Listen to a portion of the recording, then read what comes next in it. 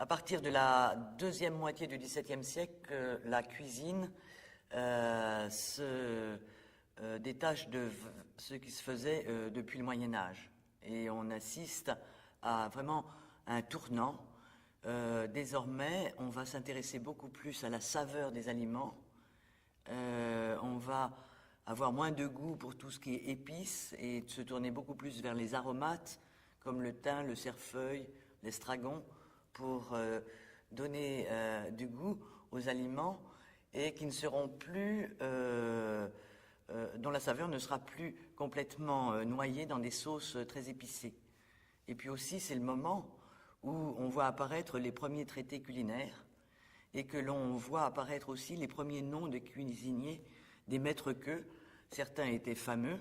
Et à la cour, il y aura en particulier la dynastie des Lasures qui se fera véritablement un nom. Et dans toutes les grandes maisons, il y avait désormais des maîtres queux, autrement dit des cuisiniers en chef, qui étaient extrêmement fameux.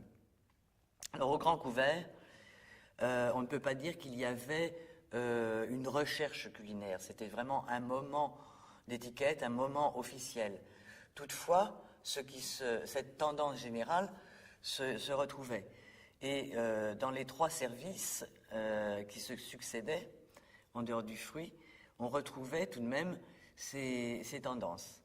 C'est-à-dire que dans le premier service qui était de potage et d'entrée, on avait des oils qui étaient des sortes de potées qui mélangeaient beaucoup de viandes diverses avec justement des herbes et c'était tout à fait symptomatique de cette nouvelle cuisine, si j'ose dire, qui apparaît donc dans cette deuxième moitié du XVIIe siècle.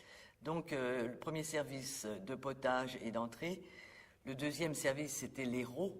Les rots, c'est-à-dire que c'était les grandes pièces rôties, c'était souvent de la viande de boucherie.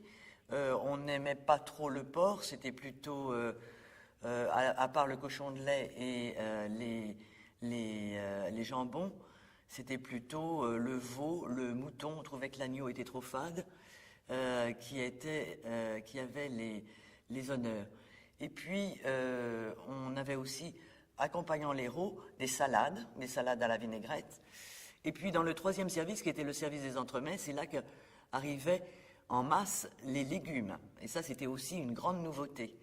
Les légumes, ce n'était plus seulement des raves, des carottes, des navets, c'était désormais des légumes nouveaux, comme les petits pois.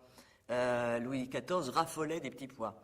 Et puis il y avait aussi, grâce à tous les travaux de La Quintinie au potager, l'apparition d'asperges, de melons, que l'on pouvait servir même en décembre.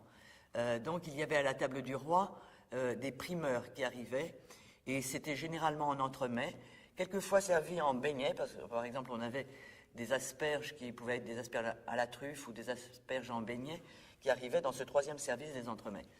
Et puis en dernier lieu, il y avait ce qu'on appelait le fruit. À la cour, on parlait du fruit, et dans les grandes maisons aussi. En fait, c'est le dessert, mais l'appellation était bourgeoise. Et c'est là qu'on avait toutes,